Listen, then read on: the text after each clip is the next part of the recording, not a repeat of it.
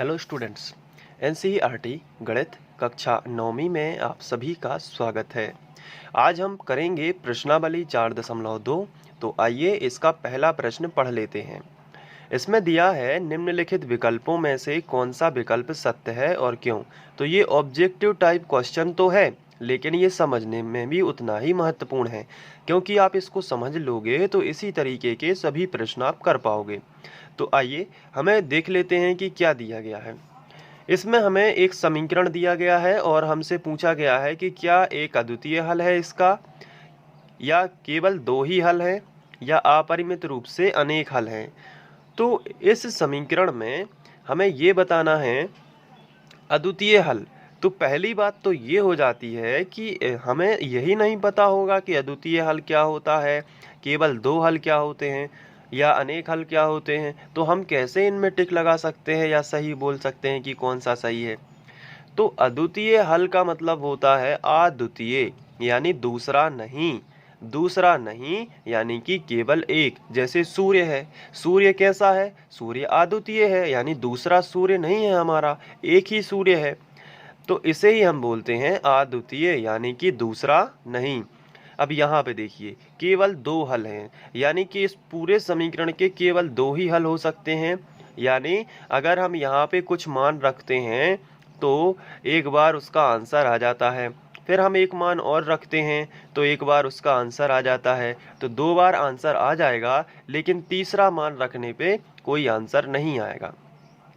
और अपरिमित रूप से अनेक हल का मतलब है कि इसमें कोई भी मान रख दो आप, उसका आपको आंसर जरूर मिलेगा और ये समीकरण कभी भी समाप्त नहीं होगा। इसमें कोई भी मान आप रखते जाइए, आपको अनेक हल मिलेंगे। तो इनमें से कौन सा सही है। तो बहुत सी सिंपल बात है कि आपको जो दिया गया है वो है y बराबर 3x, है ना। y बराबर 3x प्लस 5। तो आप यहाँ पे x का मान यदि 1 रखते हो, पहले तो यदि आप 0 रखते हो, फिर यदि आप 1 रखते हो, 2 रखते हो, 3, 4, इस तरीके से चेक करते हैं। जैसे आपने 0 रखा x की जगह पर, तो y बराबर 3 और x की जगह आपने कोष्टक में रख दिया 0 प्लस 5। तो y बराबर 3 शून्यम 0 प्लस 5। तो y का हमें एक मान मिला, यानी कि ये वाला तो गलत हो गया कि एक ही हल है, क्योंकि अभी हम एक रखेंगे तो भी हमें मान मिल जाएगा। देखिए कैसे, इसी समीकरण में जो हमें दिया गया है y बराबर 3x प्लस 5, अब इसमें यदि हम x की जगह पर एक रख देंगे तो y बराबर क्या मिलेगा वो चेक कर लेते हैं। 3x की जगह पर हमने एक रखा प्लस 5, तो अब इसका गुणा होगा कोष्टक वाली संख्या का। तो 3 एकम 3 प्लस 5 और 5 और 3 जोड़ दिया तो कितना हो गया 8। तो y का मान हमें 8 मिला। तो इसके हमें दो हल तो मिल चुके हैं कि y बराबर हमें 5 भी मिलता है अगर हम 0 रखते हैं, और y बराबर हमें 8 भी मिलता है। तो ये तो गलत हो गया कि अद्वितीय हल होगा। दो हल, अद्वितीय का मतलब केवल एक ही हल होगा, ऐसा नहीं है। समीकरण कहता है कि आप जो भी मान रखोगे, आप x का कोई भी मान रखोगे, आपको एक y का मान मिलेगा। तो केवल दो हल भी नहीं हो सकते, क्योंकि हम एक रखेंगे तो भी हमें कुछ मान देगा y, अगर हम x की जगह पर 0 रखेंगे तो भी हमें कुछ मान मिलेगा। इसी तरीके से दो रखेंगे तो भी हमें y का कुछ मान मिलेगा। जैसे हम चेक कर लेते हैं, y बराबर हमें 3x प्लस 5 दिया है, तो अगर हम x की जगह पर यदि हम 2 रख देते हैं, जैसे कि हम y बराबर 3x की जगह पर हमने 2 रख दिया प्लस 5 कर दिया, तो y बराबर 3 दूनी 6 प्लस 5, तो 6 और 5 कितने होंगे 11।